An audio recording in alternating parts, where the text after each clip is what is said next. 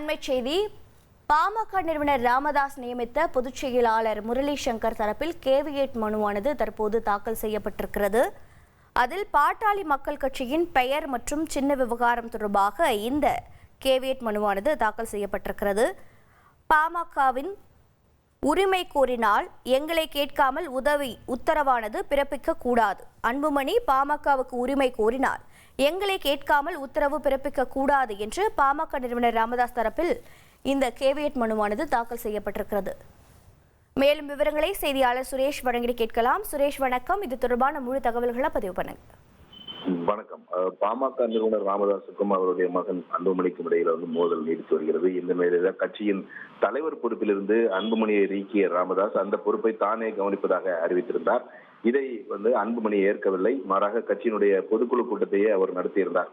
இதனைத் தொடர்ந்து அன்புமணியினுடைய ஆதரவாளர்களை கட்சியில் பொறுப்புகளில் இருந்து ராமதாஸ் நீக்கி புதிய நிர்வாகிகளை நியமித்து வருகிறார்.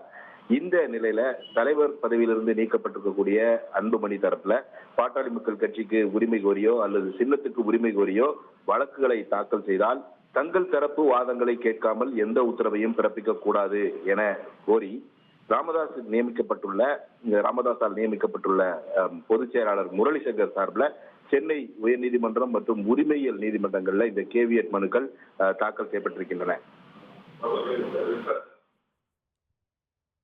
உங்களுடைய தகவல்களுக்கு நன்றி சுரேஷ்.